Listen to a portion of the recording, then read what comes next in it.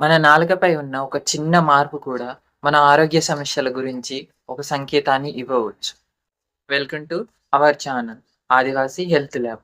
ఈ ఛానల్‌లో అనేది ఆరోగ్యకరమైన టిప్స్, అలాగే మన ఆరోగ్యాన్ని ఎలా సురక్షితంగా కాపాడుకోవాలి, మనకొక డిసీజ్ వస్తే దాన్ని ఎలా డిక్రీజ్ చేసుకోవాలని దాని గురించి ఎక్స్‌ప్లెయిన్ చేయడం జరుగుతుంది. అలాగే ఈరోజు మన నేలకలోని కొన్ని రంగులు మన ఆరోగ్య సమస్యల గురించి ఇచ్చే సంకేతాలు ఈ వీడియోలో తెలుసుకుందాం. ఒక్కొక్క అంశాన్ని మనం వివరంగా తెలుసుకుందాం ఇప్పుడు. మొదటి పాయింట్, లేత గులాబీ రంగు నాలుక.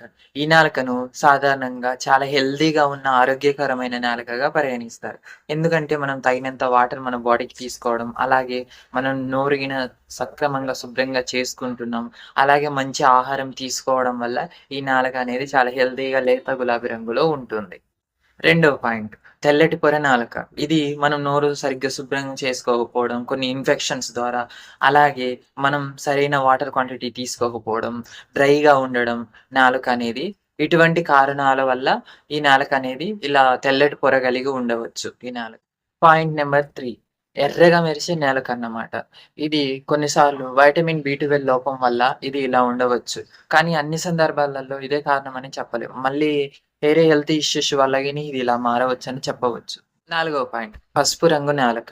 ఇది ఎందుకు ఇలా ఉంటుందంటే, ఎక్కువగా స్మోకింగ్ చేసేవాళ్ళు, అలాగే నోటిని సరిగ్గా శుభ్రం చేసుకోలేని వాళ్ళు, అలాగే ఎక్కువగా బాక్టీరియా ఉండడం, అలా యెల్లో కలర్‌లో కనిపించడానికి ఇది తోడ్పడుతుందన్నమాట. ఎక్కువ స్మోకింగ్ చేసే వాళ్ళలో ఇలా ఉంటుంది యెల్లో కలర్ నాలుక అనేది. ఇటువంటి కారణాలు కావచ్చు ఈ నాలుక ఇలా ఉండడానికి. ఐదవ పాయింట్, పగుల్లో ఉన్న నాలుక.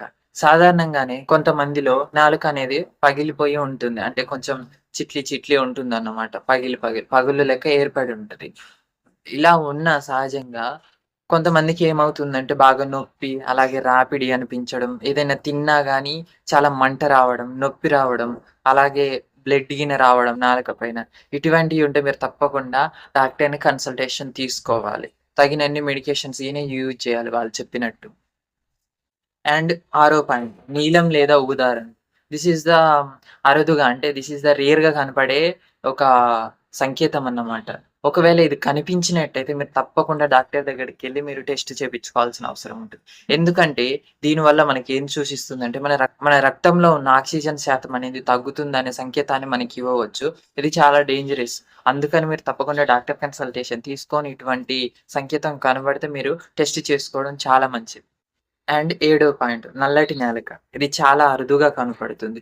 ఇది ఎక్కువగా మనం మెడికేషన్స్ యూజ్ చేయడం వల్ల గాని, లేకపోతే స్మోకింగ్ చేయడం వల్ల గాని, మన నోటిని సరిగ్గా శుభ్రం చేసుకోకపోవడం వల్ల ఇది కనిపిస్తూ ఉంటుంది. ఇది రేర్‌గా కనిపిస్తూ ఉంటుంది. ఫైనల్‌గా అయితే ఒకటి చెప్తానండి. ఈ మార్పులు కనిపించినట్టుండి, అలాగే ఎక్కువ మంట, లేదా ఎక్కువ నొప్పి, అలాగే బ్లడ్ రావడం, ఇలాంటి మీకీ సంకేతాలు కనపడితే, సింప్టమ్స్ కనపడితే మీరు తప్పకుండా డాక్టర్ కన్సల్టేషన్ తీసుకోండి. టెస్ట్ చేపించుకోవడం చాలా మంచిదని యాస్ ఎ మెడికల్ స్టూడెంట్‌గా నేను చెబుతున్నాను.